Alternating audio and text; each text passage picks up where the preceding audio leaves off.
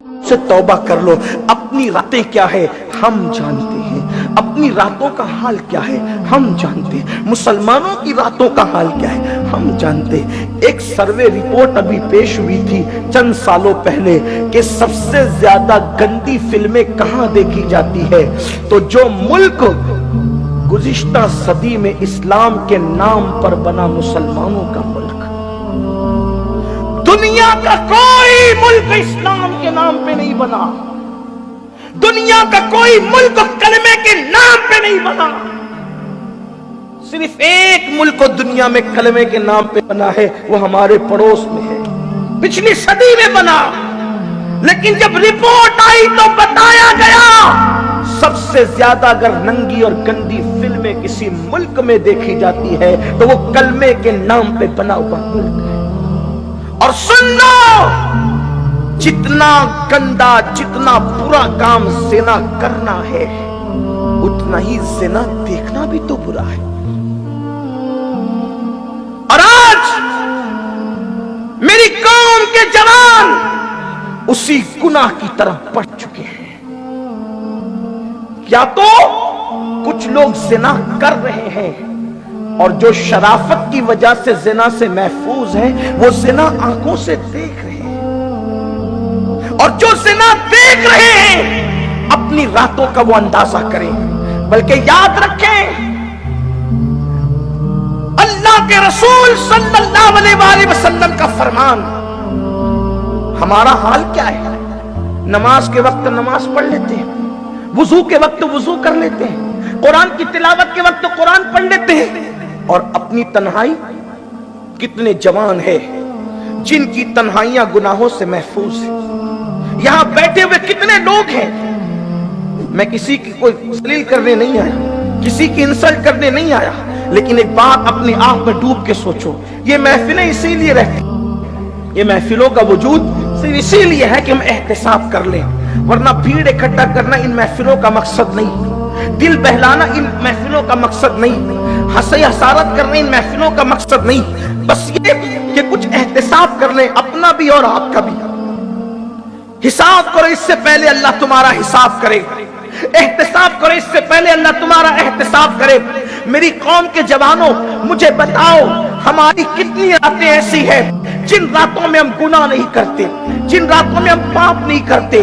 آج مسلمانوں کی راتیں کیا ہو گئی ہے, ہماری تنہائیوں کا حال کیا ہو گیا ہے. ایک وقت وہ تھا کہ جب مسلمانوں کا بچہ اپنی تنہائیوں میں اپنے گناہوں کو یاد کر کے آنسو بہایا کرتا تھا, اپنی راتوں میں اپنے اللہ کو منانے کی کوشش کرتا تھا. لوگ کہتے ہیں مولانا پہلے ہم بادشاہ تھے اب ہم فقیر ہو گئے. میں نے کہا بادشاہ اس وقت تک تھے جب ہمارے لوگ راتوں کی تنہائیوں میں اللہ کی بارگاہ میں آنسوؤں کی سوغات پیش کرتے تھے.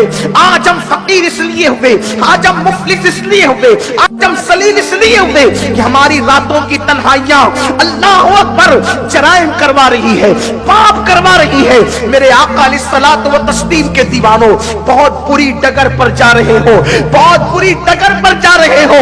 یاد رکھنا اللہ نے جوانی اس لیے نہیں دیا تاکہ ہم راتوں کو پاپ کریں, راتوں کی تنہائیوں میں پاپ کریں. نہیں, جوان کسی قوم کا سرمایہ ہے, جوان کسی قوم کا بہت بڑا سرمایہ ہے. جس قوم کا جوان راتوں کو عیاشی کرتا ہے اس قوم کی بیٹیوں کی آبرو لوٹی جاتی ہے. جس قوم کا جوان راتوں کو آوارگی کرتا ہے اس قوم کو عزت کے ساتھ جینے کا حق نہیں دیا جاتا. جس قوم کا جوان آوارہ ہو جاتا ہے اس قوم کو پھر ترقی نہیں دی جاتی. تباہ ہونے والی قوموں کی علامت ہمارے اندر پائی جا رہی ہے.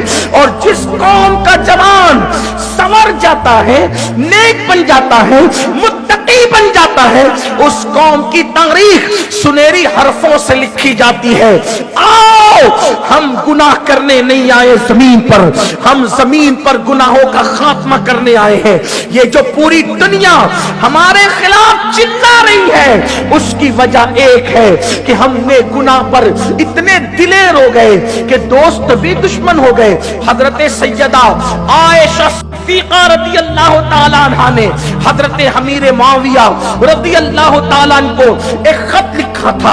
اس کا مضمون یہ تھا کہ اگر انسان 7 کمروں میں چھپ کر کے گناہ کرتا ہے، انسان اگر 7 کمروں میں چھپ کے گناہ کرتا ہے تو اللہ اس کے گناہ کو ظاہر کر کے اسے ذلیل کر دیتا ہے.